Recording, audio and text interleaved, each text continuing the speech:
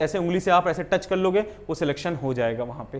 तो after mould open में आपका मोल्ड खुल गया, फिर जो है आपका इजेक्टर काम करेगा। तो after mould open, during mould open आपका मोल्ड इस तरीके से खुल रहा है और वहीं पे आपका तुरंत जो है आपका जो एयर ब्लोअर है वो काम करना शुरू हो जाएगा। बिफोर इंजेक्शन, इंजेक्शन होने के पहले ही आप ब्लो करा दोगे अगर आप इस फंक्शन को ऑन करोगे। देखिए उसकी भी ज़रूरत पड़ती है, किसी मोल्डों में उस चीज़ की भी ज़रूरत पड़ती है कि हमको जो है बिफोर इंजेक्शन कराना पड़ता है, लेकिन मोस्ट ऑफ द केसेस में ऐसा नहीं होता, पर फिर भी जहां होता है वहां आपको करना पड़ेगा। तो ये सेटिंग्स जानना बहुत ज़रूरी होती हैं, इसलिए मैंने इसको पूरा डिटेल में आपको समझाया। आगे बढ़ते हैं। सेम फंक्शन जो है फिक्स प्लेट के लिए भी है, जैसा कि आपकी मूविंग प्लेट में था, सारे फंक्शन सेम हैं। इसको जैसे आप before mould open, after mould open, during mould open, before injection, जो भी फंक्शन अपने मोल्ड के या प्रोडक्ट के रिक्वायरमेंट के हिसाब से है बस उसको टिक कर दीजिएगा। उसको क्लिक कर देंगे, वही यहाँ पे जहाँ ऑफ लिखा है यहाँ वो फंक्शन लिख जाएगा, इसका मतलब वो फंक्शन एक्टिवेट हो गया है। आगे बढ़ते हैं दोस्तों।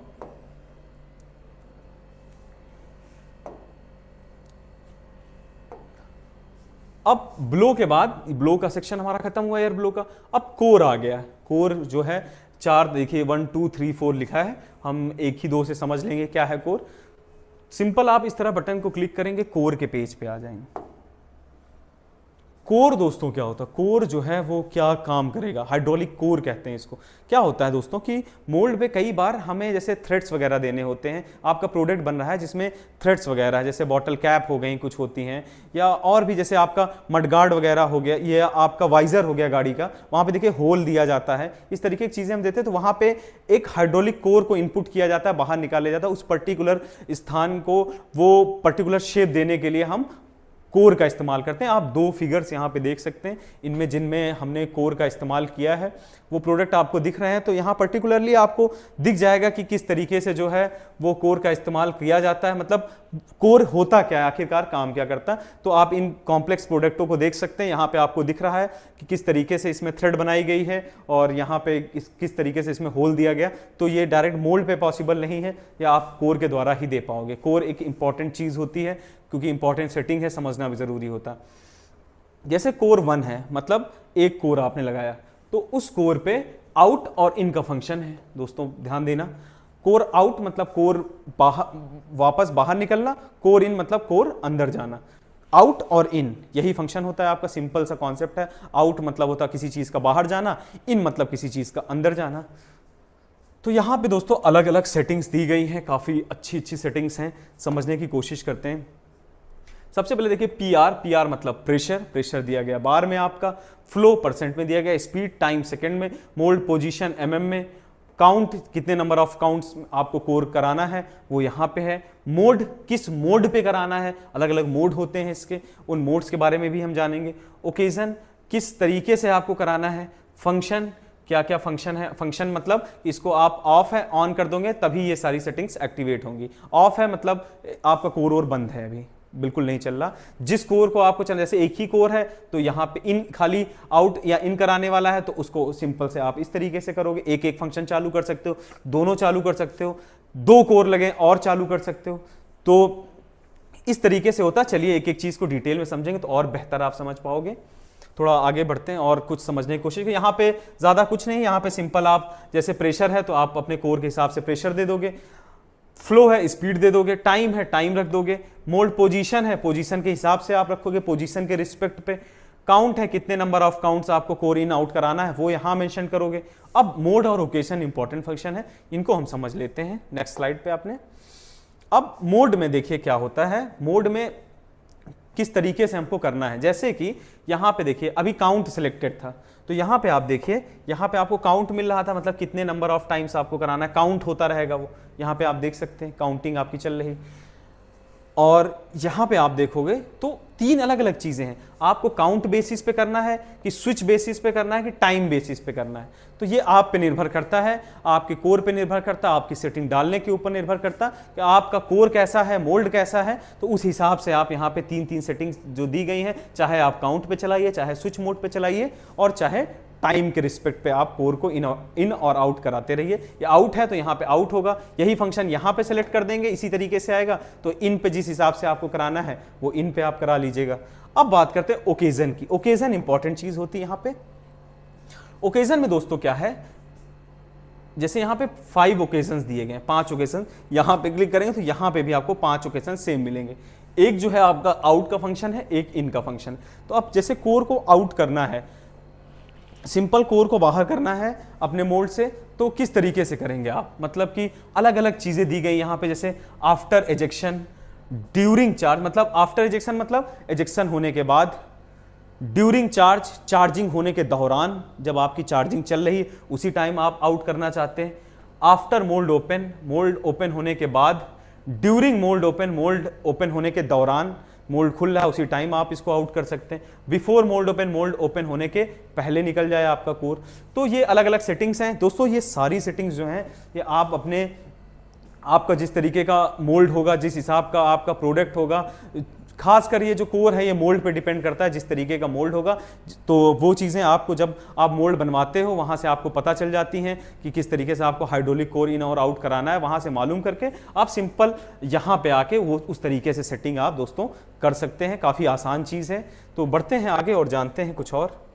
देखिए सब पे वही फंक्शन, यहाँ पे इन पे आ गए, मतलब कोर इन करा है। अब ये जैसे दो कोर आपने लगाए हैं, डबल कोर है, इन पे भी वही चीजें आ गई, after injection, after mould close, during mould close, before mould close. तो इसीलिए मैंने एक फंक्शन समझा दिया, उसके रिस्पेक्ट पे आप सारे समझ जाओगे, कोई दिक्कत नहीं है इसमें। बहुत आसान सा टॉपिक है ये, देख सकते हैं आप, पूरा पेज है, बस इंपॉर्टेंट है। और तो नेक्स्ट करते हैं दोस्तों, यहाँ पे देखिए आगे बढ़ते हैं। आगे देखिए आप कोर 3rd 4 का पेज आपका खुल गया। जैसा मैंने स्टार्टिंग में ही बताया था कि जैसे 4 कोर हैं, जितने नंबर ऑफ कोर्स होंगे उस हिसाब से पेजेस होते हैं। और ये भी डिपेंड करता है कि आपकी मशीन में इतने कोर लगे हैं कि नहीं। ये मशीन स्पेसिफिकेशन में जान लीजिएगा, तभी आप इतने कोर्स का फंक्शन करा पाएंगे, नहीं तो नहीं होगा। तो जैसे इसमें 1 2 था और ये आपका 3rd 4 तक है, तो इसमें 3rd में भी वही सारे फंक्शन हैं। 3 कोर लगाओगे आप, तीसरा कोर लगाए तो वहां पे भी ऑन ऑफ कर दीजिएगा। ये फंक्शन इंपॉर्टेंट है, जो कोर आप लगाते जाओगे, जो फंक्शन चलाते जाओगे उसको ऑन करना मत भूलिएगा। यहां से ऑन कर दीजिएगा तभी वो काम करेंगे। ओकेजन आप अपने मोल्ड के हिसाब से। तो कोर सेटिंग के बाद आप देख रहे हो यहाँ पे जनरल सेटिंग दी गई है, मतलब कि जनरली क्या सेटिंग्स हैं, मेन सेटिंग्स होती हैं उनके बारे में। ये जो आपका जो अगर इस पीएलसी पे आप चला रहे हो, फोर्जा मशीन की पीएलसी पे, तो दोस्तों आपको पासवर्ड लेवल्स, ये जो पेज खुलेगा जनरल सेटिंग का, ये मैनेजर लेवल के पासवर्ड पे आपका खुलेगा। तो इसको खोलने के लिए सिंपली आपको जनरल सेटिंग पे इस तरीके से क्लिक कर देंगे, तो यहाँ पे आप जनरल सेटिंग के इस तरीके से पेज पे आ जाएंगे। जनरल सेटिंग जो है बहुत इंपॉर्टेंट पेज होता है, यहाँ पे कई सेटिंग्स हम करते हैं, उनके बारे में जानेंगे। सबसे पहले होता है दोस्तों एजेक्टर कंट्रोल टाइप। आप किस तरीके से एजेक्टर की कंट्रोलिंग कर सकते हो, time base, position base, switch base, 3 तरह के ऑप्शन होते हैं इसमें। तो सिंपल आप इस तरीके से जब क्लिक करोगे तो ड्रॉप डाउन मेनू आएगा, उसमें आपको अलग अलग ऑप्शंस मिल जाएंगे कुछ इस प्रकार, जिसमें आपका टाइम भी है, स्विच मतलब सेंसर है, पोजीशन है, 3 चीजें हैं। आप अपने अनुकूल जो है उसको आप जिस तरीके से रखना चाहते हो, टाइम के रिस्पेक्ट पे, पोजीशन पे रिस्पेक्ट पे, या स्विच के रिस्पेक्ट पे आप अपने एजेक्टर को चलाना चाहते हो, उस रिस्पेक्ट पे आप इस पर्टिकुलर जो भी आपको चाहिए उसको आप ऐसे क्लिक कर लेंगे तो वो एक्टिवेट हो जाएगा। आगे बढ़ते दोस्तों, जानते हैं ejector retract and switch ensure. यहां पे क्या है दोस्तों, एजेक्टर रिट्रैक्ट मतलब एजेक्टर जो है वो पीछे आना, रिट्रैक्ट हो गया। एंड स्विच एंश्योर मतलब अब स्विच होता है, मतलब स्विच मशीन, इस पे ज्यादातर जितना भी स्विच लिखा होगा उसका मतलब सेंसर से रिलेटेड बात करी जा रही है। तो एंड स्विच मतलब एंड पॉइंट पे एक सेंसर लगा दिया जाता है जो कि सेंस करता है कि आपका एजेक्टर जो रिट्रैक्ट हुआ वो एंड पोजीशन पे आ गया होगा, तो आपका सेंसर जो है वो सेंस कर लेगा और आपको वो इंफॉर्मेशन मिल जाएगी। तो उसके लिए आपको बस सिंपल इस फंक्शन को एक्टिवेट करना होता, ऑन करना होता। यस कर देंगे आप तो ये फंक्शन ऑन हो जाएगा, नो पे क्लिक करेंगे तो ये फंक्शन बंद रहेगा, ejector retract and switch ensure का फंक्शन। बस इतना सा इसका काम है। उसके बाद दोस्तों एजेक्टर वाइब्रेशन मोड, मैंने आपको बताया था जब वाइब्रेशन मोड पे क्या है कि पोजीशन या टाइम के रिस्पेक्ट पे, दोनों रिस्पेक्ट मैंने आपको समझाए थे। तो यहां पे ये पर्टिकुलर स्थान होता है वो जनरल सेटिंग में जहां पे आप जिस रिस्पेक्ट पे अपना एजेक्टर वाइब्रेशन मोड रखना चाहते हो वहां पे आप रख सकते हो। आपका टाइम बेस्ड है, पोजीशन बेस्ड है। जिस पे आपको चाहिए कि पोजीशन पे आपको रखना है आपका एजेक्टर वाइब्रेशन मोड, तो आप पोजीशन पे क्लिक कर दीजिएगा, यहां पोजीशन लिख के आ जाएगा, मतलब पोजीशन एक्टिवेट हो गया। टाइम बेस्ड पे चाहिए होगा, टाइम पे क्लिक कर देंगे, यहां पे टाइम लिख के आ जाएगा, आपका टाइम जो है वो एक्टिवेट हो जाएगा। अब तो दोस्तों यहाँ पे आप देखिए मैक्सिमम जो रिट्रैक्टर जो रिट्रैक्ट का एंड पोजीशन था, maximum ejector retract and position जो हमने रखा था वो हमने जैसे 30 सेट किया था। अब बात करेंगे जो एजेक्टर रिट्रैक्ट एंड पोजीशन का टॉलरेंस है, मतलब जैसा मैंने बताया एजेक्टर का जो रिट्रैक्ट होता सबसे पीछे आता उसका एंड का जो टॉलरेंस हमने रखा 5 mm का रखा। अब दोस्तों टॉलरेंस इस पे कैसे काम करेगा वो जानना जरूरी होता है। जैसे 5 mm का यहाँ पे टॉलरेंस दिया, टॉलरेंस में क्या होता है कि मतलब इन बिटवीन का हम एक नंबर देते हैं, जैसे कि प्लस और माइनस का, जैसे 5 है 5 से प्लस और 5 से माइनस, जैसे 30 है 30 में 5 आप प्लस करोगे तो 35 हो जाएगा, 30 में 5 माइनस करोगे तो 25 आ जाएगा। तो ये सिंपल सा है दोस्तों कि इसके बीच की अगर जो रेंज आएगी वो एक्सेप्टेबल होगी, वरना फिर आपका जो अलार्म वगैरह आ जाएगा जो आप डाल रखोगे। तो यही होता है यहाँ पे टॉलरेंस और एंड पोजीशन का सिस्टम ही दोस्तों यही है। उसके बाद हम बात करेंगे एक और इम्पॉर्टेंट चीज़ है जो आपकी मशीन में होती है, वो है एडजस्ट मोड।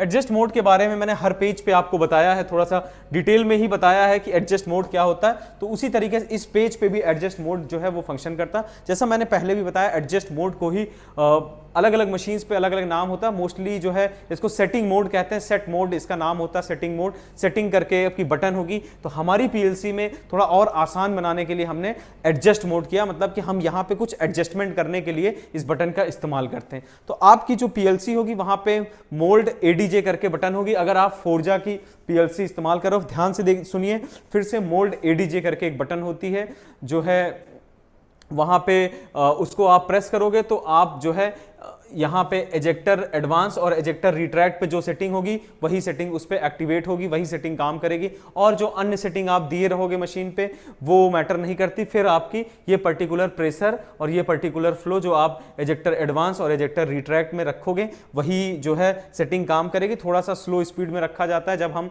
जो है एजेक्टर एडजस्ट मोड पे हम कराते हैं। कोई भी सेटिंग हम जब एडजस्ट मोड पे चलते हैं, सेटिंग मोड पे चलते हैं, तो हम वहां पे सिंपल जो है उसकी स्पीड और प्रेशर जो है हमेशा कम रख के चलते हैं। तो दोस्तों ये पेज था हमारा कंप्लीट एजेक्टर का पेज, मैंने समझाने की कोशिश करी। जो ये पीएलसी थी, जो ये पीएलसी का पेज है, काफ़ी शानदार पेज जो है, ये हमारी काफ़ी शानदार मशीन फोर्जा की पीएलसी का जो ये पेज है उसके पेज पे हमने समझाया। इसके बाद दोस्तों आएगा आपका हीटिंग पेज, तो मिलते हैं हीटिंग पेज पे अगली वीडियो में। तब तक के लिए नमस्कार, धन्यवाद।